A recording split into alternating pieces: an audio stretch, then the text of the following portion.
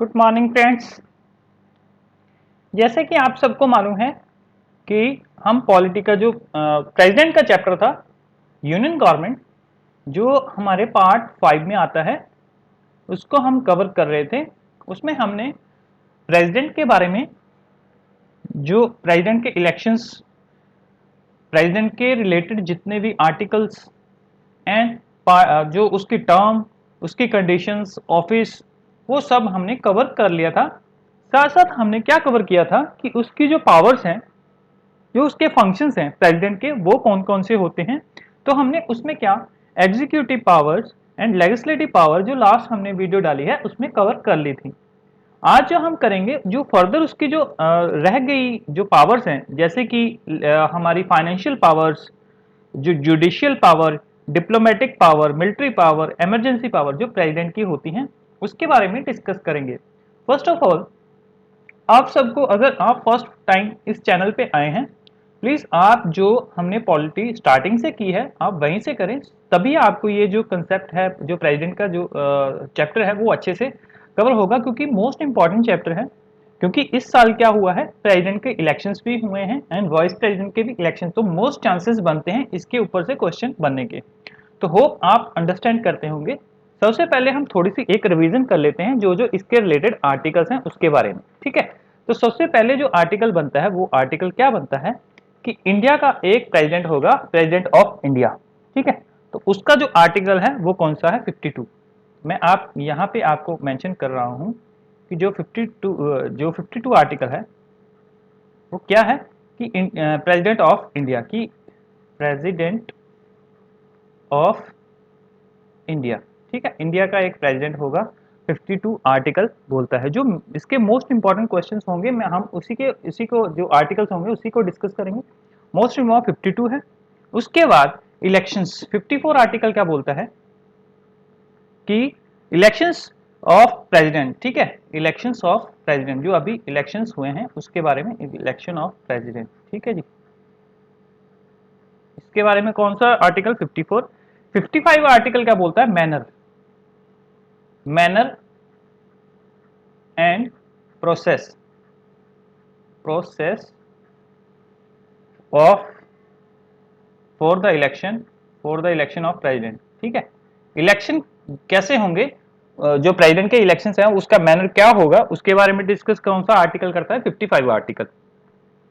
56 article क्या बोलता है, 56 आर्टिकल ये बोलता है कि उसकी टर्म क्या होगी, उसका ऑफिस, जैसे वो मिनिमम जो है वो क्या है, प्रेसिडेंट की जो टर्म है 5 ईयर है, ठीक है, एंड वो री इलेक्ट भी हो सकता है। सेकेंडली, जो 50, और ये कौन सा आर्टिकल है, टर्म के रिलेटेड कौन सा आर्टिकल है, 56 आर्टिकल, ठीक है। ये आपको मैं एक, ये सब आर्टिकल हमने फर्स्ट वीडियो जो प्रेसिडेंट की है उसमें कवर अप किए हैं, अच्छे से कवर किए हैं। ये मैं आपको एक रिवीजन के तौर पे कर रहा हूँ कि सो दैट कि आपको इजीली जो रिमेंबर हो जाए, ठीक है जी। सेकेंडली, जो 58 आर्टिकल क्या बोलता है, प्रेसिडेंट के जो इलेक्शन है उसके लिए क्वालिफिकेशन, क्वालिफिकेशन क्या आर्टिकल, क्वालिफिकेशन के लिए, क्वालिफिकेशन ऑफ प्रेसिडेंट की अगर वो, तो कौन सा आर्टिकल है, 58 आर्टिकल, ठीक है जी। उसके बाद री इलेक्शन के लिए कौन सा है, 57, ये मिस हो गया। अगर री इलेक्शन की, अगर प्रेसिडेंट है वो री इलेक्शन के लिए खड़ा होता है, तो उसके रिलेटेड कौन सा है, 57, ठीक है। और 60 आर्टिकल क्या बोलता है, ओथ एंड अफर्मेशन, ठीक है, कि प्रेसिडेंट को ओथ कौन करवाएगा, हम सबको मालूम है, प्रेसिडेंट ओथ, कौन सा आर्टिकल, 60, कौन करवाएगा, प्रेसिडेंट को कौन करवाएगा, सीजीआई, ठीक है जी। सीजीआई होगा वो, जो ओथ है वो इसको करवाएगा। अगर सीजीआई नहीं है तो सीनियर मोस्ट जज ऑफ, सीनियर मोस्ट जज ऑफ सुप्रीम कोर्ट, ठीक है। सेकेंडली, उसके बाद 61 आर्टिकल क्या बोलता है, इम्पीचमेंट, इम्पीचमेंट ऑफ प्रेसिडेंट, ठीक है, इम्पीचमेंट, इम्पीचमेंट ऑफ प्रेसिडेंट, ठीक है। कौन सा आर्टिकल है, 61 आर्टिकल, ठीक है। इम्पीचमेंट मैंने आपको बताई है, दोनों सदनों में से, दोनों हाउस में, लोकसभा, राज्यसभा, दोनों में से हो सकती है, ठीक है जी। कोई भी इसको इनिशिएट कर सकता है, एंड मिनिमम 1/6 जो है वो हाउस के जो हैं वो जो अगर इनिशिएट लेते हैं तो 1/6 जो मेंबर्स हैं उनको कम से कम जो इनिशिएट लेने के लिए एक सिग्नेचरी के रूप में इनिशिएट करना होगा। ठीक है, 1/6 जो टर्म है ये मोस्ट इंपॉर्टेंट है कि जो भी हाउस अगर इनिशिएट लेता है इम्पीचमेंट के लिए तो मिनिमम 1/6 जो वोटिंग है वो इम्पीचमेंट के रिगार्डिंग होनी चाहिए। ठीक है, 1/6 आपको मोस्ट इंपॉर्टेंट टर्म है, आपको ये याद रखनी है, क्योंकि हम सबको ये रहता है कि हमें 1/10 हमने पढ़ रखा है, लेकिन 1/6 जो है इम्पीचमेंट के टाइम, ठीक है, इम्पीचमेंट के टाइम 1/6 जो है वो आपकी हमें चाहिए कम से कम 1/6 जो है जो आपके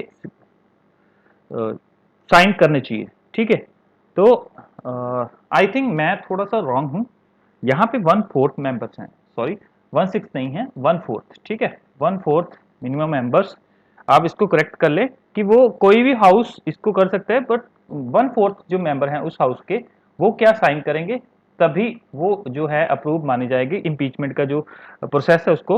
और 14 डेज का, ये 1/4 है 1/6 नहीं है, 14 डेज का नोटिस किसको मिलेगा, प्रेसिडेंट को मिलेगा, और वो अपना जो प्रेसिडेंट है अपना जो उसके डिफेंड करने के लिए उसको दिए जाएंगे। ठीक है, 14 डेज प्रेसिडेंट को उसके लिए दिए जाएंगे, नोटिस, प्रायर नोटिस दिया जाएगा, और 2/3 of the total membership of that house क्या होगा कि वो अगर पास कर देता है मेजोरिटी से, 2/3 मेजोरिटी अगर पास हो जाती है, 2/3 मेजोरिटी से वो अगर रेजोल्यूशन पास हो जाता है तो वो नेक्स्ट हाउस में चला जाएगा इम्पीचमेंट का रेजोल्यूशन। ठीक है, तो ऐसे इसका इम्पीचमेंट होता है।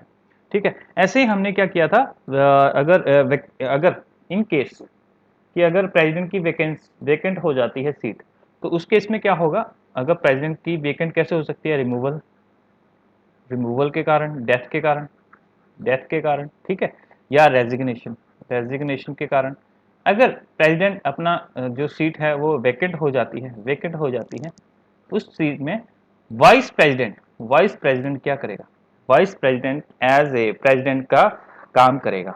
ठीक है जी, वाइस प्रेसिडेंट को एज ए प्रेसिडेंट माना जाएगा, मतलब उसका काम जो करेगा वो कौन करेगा, वो आपका वाइस प्रेसिडेंट करेगा। अगर वाइस प्रेसिडेंट नहीं है, ठीक है, तो ये जो आर्टिकल, मतलब ये मैं आपको बताया कि प्रेसिडेंट की सीट अगर वेकेंट होती है तो वाइस प्रेसिडेंट, तो ये कौन सा आर्टिकल बोलता है, 65 आर्टिकल ये बोलता है अगर वेकेंट होती है तो vice president as a president काम करेगा। ठीक है, उसकी जगह पे। ठीक है, जब तक, कब तक करेगा, फर्स्ट ऑफ ऑल 6 मंथ के अंदर 6 मंथ के अंदर ऑन द डे वो इवेंट अगर अकर होता है, जैसे ऑन द डे जो इवेंट, अगर डेथ होती है, रेजिग्नेशन, ऑन दैट डे से लेके विद इन 6 मंथ में क्या इलेक्शंस हो जाने चाहिए, न्यू प्रेसिडेंट इलेक्ट हो जानी चाहिए, तब तक जो है vice president as a president काम करेगा, और 65 आर्टिकल ये बोलता है। ठीक है, 65 आर्टिकल जो डील करता है कि वाइस प्रेसिडेंट जब तक न्यू जो प्रेसिडेंट है वो इलेक्ट नहीं होता तब तक एज ए प्रेसिडेंट का काम करेगा। अगर अगर देखिए प्रेसिडेंट की रिमूवल होता है, मतलब रिजाइन देता है या कैसे भी वेकेंट होती है, तो वाइस प्रेसिडेंट आएगा, वाइस प्रेसिडेंट। ठीक है, अगर वाइस प्रेसिडेंट भी नहीं है तो सीजीआई, अगर सीजीआई भी नहीं है तो सीनियर मोस्ट जज। ठीक है, आपको ये ध्यान में रखना है। तो उस केस में सीनियर मोस्ट जज जो है उसको एज ए प्रेसिडेंट, जब तक कि नए जो इलेक्शंस हैं तब तक नहीं होंगे, तब तक वो एज ए प्रेसिडेंट का काम करेंगे। ठीक है, तो ये हमने जो एक ओवरव्यू था उसका किया है कि प्रेसिडेंट के जो इलेक्शंस हैं वो कैसे होते हैं, उसकी जो टर्म एंड कंडीशंस हैं उसके बारे में पढ़े। ठीक है, तो अब हम जो उसके एग्जीक्यूटिव एंड जो हमने जुडिशियली उसकी पावर थी हमने लास्ट वीडियो में डिस्कस कर ली थी। आज हम जो next financial power, judicial power, diplomatic power, military power, emergency power, उसके बारे में डिस्कशन करेंगे। तो स्टार्ट करते हैं।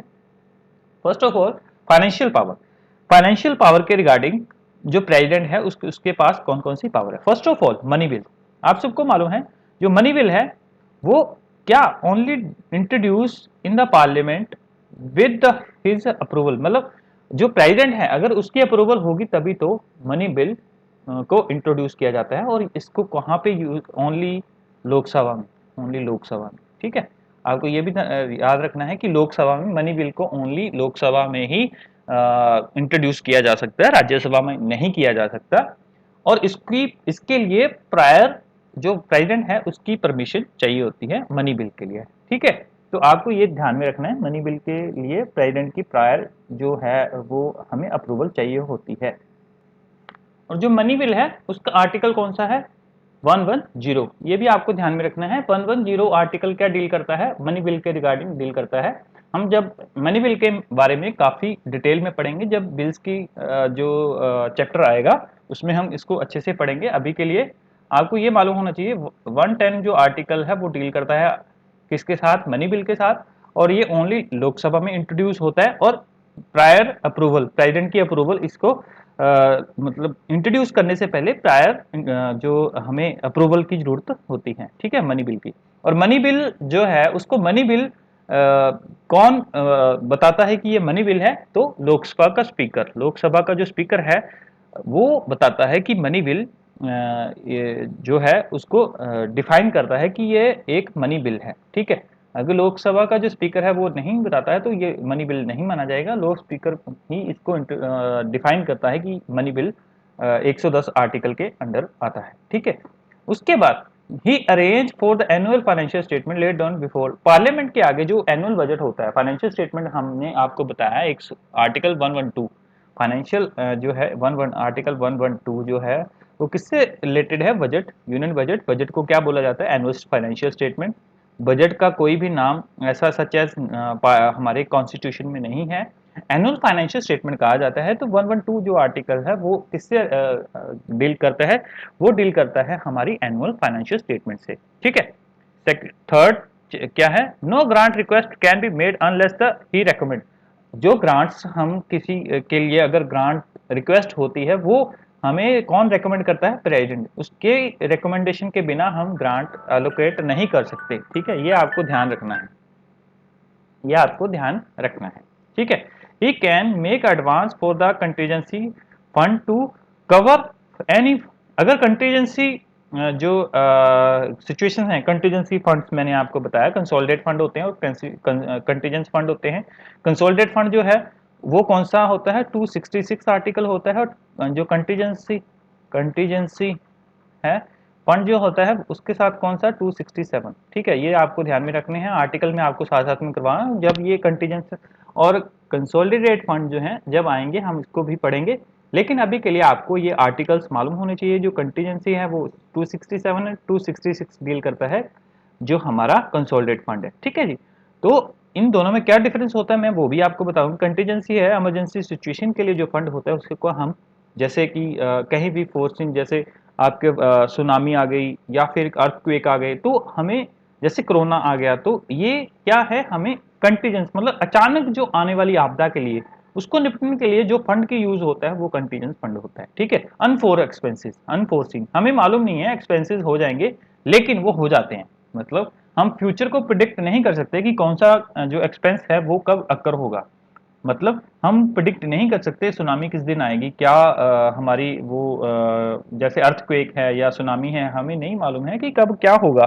तो उसको निपटने के लिए हमने क्या है, एक कंटीजेंस फंड है। तो कंटीजेंस फंड के क्या हो, 267 डील करता है, ठीक है। एवरी 5 ईयर ही अपॉइंट फाइनेंस कमीशन, ठीक है। फाइनेंस कमीशन को कौन अपॉइंट करता है, प्रेसिडेंट, मैंने आपको पहले ही बताया। On the recommendation of revenue and between the centre and state. हाँ, तो ये फाइनेंस कमीशन क्या करता है, ये करता है distribution revenue between centre and state. जो फाइनेंस कमीशन है इसके बारे में हम पढ़ेंगे जब इसका चैप्टर आएगा, बट अभी के लिए मैं आपको ये बता रहा हूँ कि फाइनेंस कमीशन का काम क्या होता है। ये क्या करता है कि distribution revenue between the centre and state के जो काम करता है वो फाइनेंस कमीशन, उसके जो अपॉइंटमेंट कौन करता है, वो प्रेसिडेंट। तो ये जो पावर्स हैं वो सारी किसके हैंड में है, प्रेसिडेंट के। तो आपको ये मालूम होना चाहिए मनी बिल के रिगार्डिंग कि जो पार्लियामेंट में इंट्रोड्यूस होता है तो प्रायर जो अप्रूवल होती है प्रेसिडेंट की जरूरत होती है। मनी बिल को मनी बिल कौन बताता है, आपका लोक स्पीकर, लोकसभा का जो स्पीकर होता है वो मनी बिल को मनी बिल बताता है, ठीक है जी। और मनी बिल को ओनली लोकसभा में इंट्रोड्यूस किया जाता है। ये आपको 3 पॉइंट हो गए। Secondly he arrange the annual statement जो है 112 के, जो मनी बिल है वो 110 के आर्टिकल के अंदर आती है। जो एनुअल फाइनेंशियल स्टेटमेंट है वो 112 के आर्टिकल के अंडर आती है, ठीक है जी। नो ग्रांट रिक्वेस्ट जो है, जब तक कि प्रेसिडेंट रेकमेंड नहीं करता है कोई भी ग्रांट किसी को नहीं दी जा सकती, ठीक है। उसके बाद any advance with contingent fund, ठीक है, कंटीजेंट फंड जो है उसको कवर करने के लिए वो कौन करेगा, उसको भी प्रेसिडेंट ही करेगा। एडवांस जो है उसके लिए रिगार्डिंग अगर प्रेसिडेंट अलाउ करता है तभी ये हो सकता है, ठीक है। कंटीजेंट फंड से 267 जो आर्टिकल डील करता है उसको भी कौन करेगा, प्रेसिडेंट ही करेगा। और आफ्टर 5 ईयर, एवरी 5 ईयर क्या होता है, फाइनेंस कमीशन किया जाता है। वो क्या करता है, distribution between centre and state का जो रेवेन्यू है उसको डिस्ट्रीब्यूशन कैसे होगा, किस रेशियो में होगा, वो कौन करता है, फाइनेंस कमीशन। बट उसको अपॉइंट कौन करता है, प्रेसिडेंट। तो ये जो आर्टिकल्स हैं ये आपको सबको ये मालूम होना चाहिए फाइनेंशियल पावर्स ऑफ प्रेसिडेंट क्या है, ठीक है। ये सीधे सीधे क्वेश्चन आपको पूछ लिया जाएगा, फाइनेंशियल पावर बताओ, ये जी आपके जो क्वेश्चन है उसमें आपको आ सकता है, या फिर आपके जो प्रीलिम्स हैं इससे सीधे सीधे क्वेश्चन बन जाते हैं, ठीक है जी। वो स्टेटमेंट्स दे देगा आपको, तो आपको ऐसे कवर अप करना है, ठीक है जी। तो नेक्स्ट हम देख लेते हैं कि जो उसकी नेक्स्ट जो पावर है वो कौन सी है, जो हमारी नेक्स्ट है जुडिशियली पावर, ठीक है जी।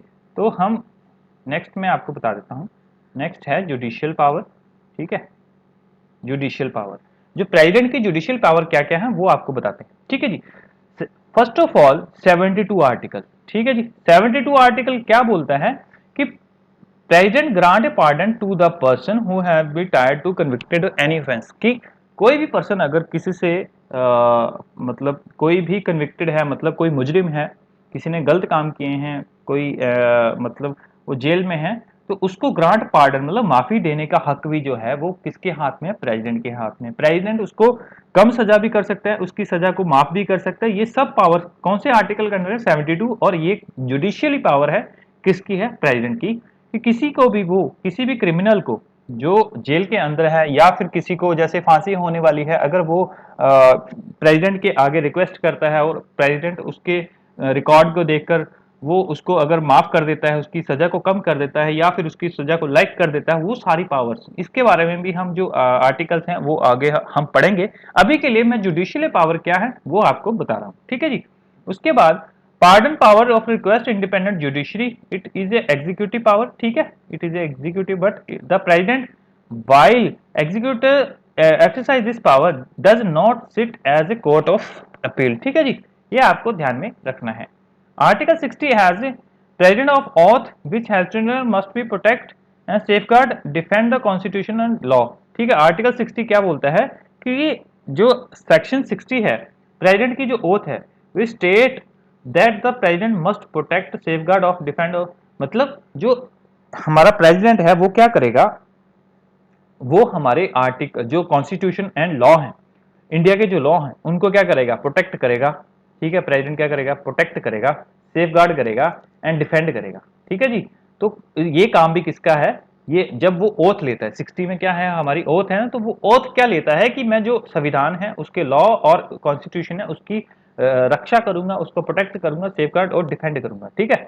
217 article under 3 subsection contains the provision related to the appointment of high court जजेस, ठीक है। ऐसे ही जो हाई कोर्ट के जजेस हैं वो भी कौन अपॉइंट करता है, वो भी कौन सी जुडिशियली पावर है, प्रेसिडेंट की।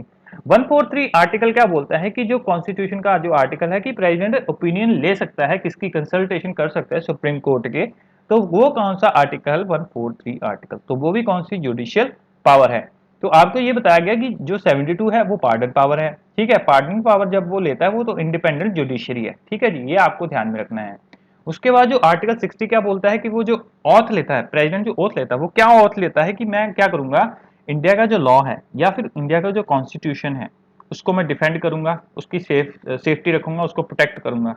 आर्टिकल 217 सब सेक्शन 3 कंटेन क्या बोलता है कि अपॉइंटमेंट जो हाई कोर्ट के जज हैं उसको अपॉइंट कौन करेगा, प्रेसिडेंट करेगा, वो भी क्या है, जुडिशियली पावर है।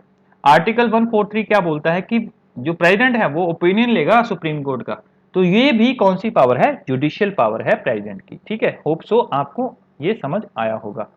नेक्स्ट हम देख लेते हैं डिप्लोमेटिक पावर। डिप्लोमेटिक पावर में क्या आता है, डिप्लोमेटिक पावर में on the behalf of the president all the foreign treaties and जो एग्रीमेंट्स होते हैं, कोई भी जैसे हम फ्रांस के साथ या इंग्लैंड के साथ एग्रीमेंट करते हैं, फ्री ट्रेड एग्रीमेंट्स करते हैं, तो वो किसके नेम किसके बिहाफ पे करते हैं, हम प्रेसिडेंट के बिहाफ, तो वो कौन सी पावर है? Diplomatic power. ठीक है जी।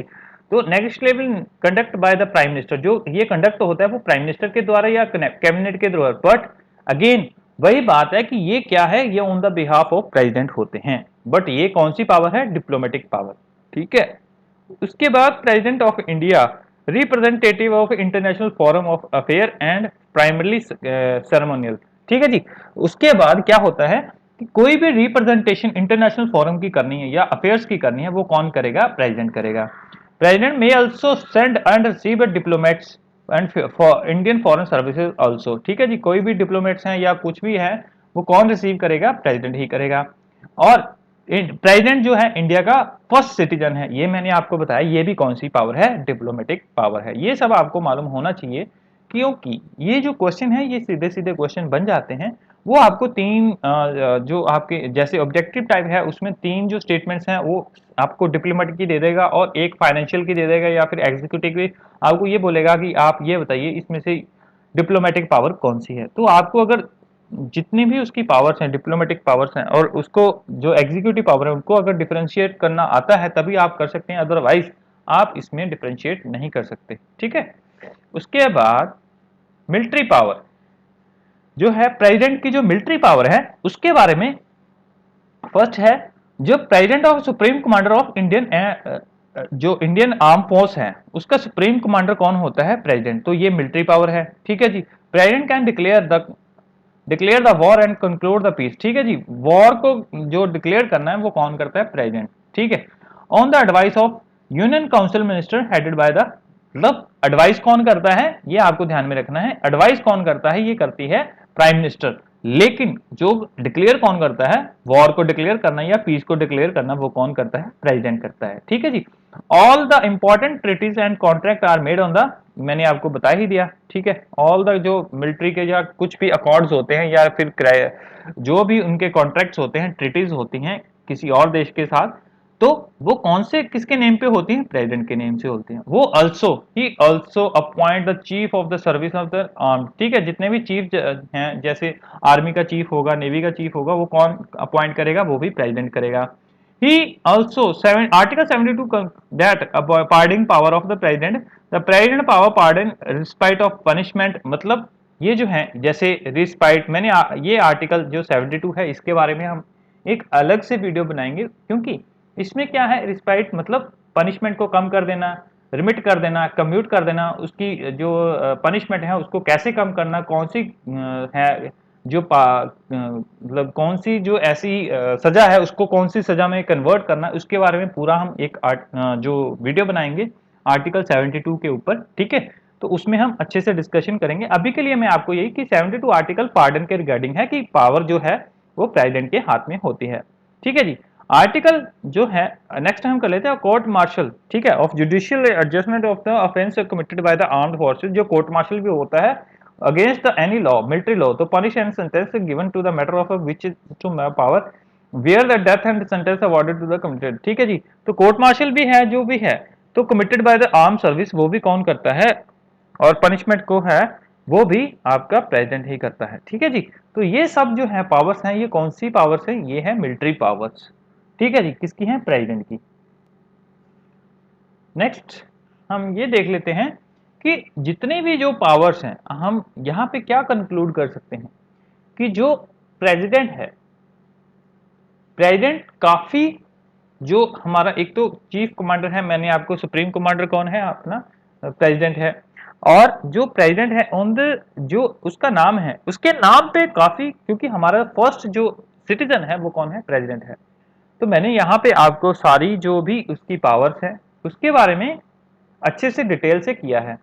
नेक्स्ट हम जो वीडियो करेंगे वो हमारी प्रेसिडेंट के ऊपर जो लास्ट वीडियो होगी, और उसके बाद हम एक जो उसकी ओथ एंड जो उसकी जो वीटो पावर्स है उसके बारे में डिस्कस करेंगे, क्योंकि इमरजेंसी पावर्स वही हैं जो वो वीटो पावर्स यूज करता है, क्योंकि वो एक ऐसा टॉपिक है, वो उसके ऊपर सीधे सीधा एक क्वेश्चन बनता होता है कि इमरजेंसी पावर के बारे में, क्योंकि वीटो पावर काफी बार यूज की, एक दो बार जो प्रेसिडेंट ने यूज की है, रिकंसिडरेशन, पॉकेट वीटो, कि वो कैसे जो लॉ बनने के लिए कुछ अगर बिल पास होते हैं दोनों से, और अगर वो रिकंसिडरेशन के लिए या फिर साइन कर देता है तो वो कैसे होता है, वो सारे के लिए हम क्या एक अलग से वीडियो बनाएंगे। ठीक है, अभी के लिए हमने जो आज जो पढ़ा है मिलिट्री पावर, फाइनेंशियल पावर, ये जो डिप्लोमेटिक पावर, तो हम क्या करेंगे इसकी जो अलग से एक वीडियो बनाएंगे जिसमें ओनली हम emergency power as well as जो मैंने आपको बताया कि पार्डन के जितने भी हैं कि वो कैसे रिमिट करता है, कौन सी पार्डन पावर होती है,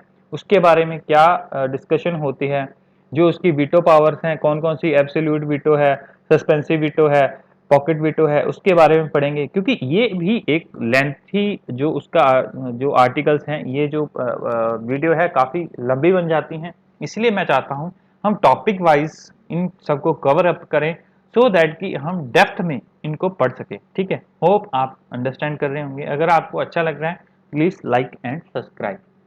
थैंक यू।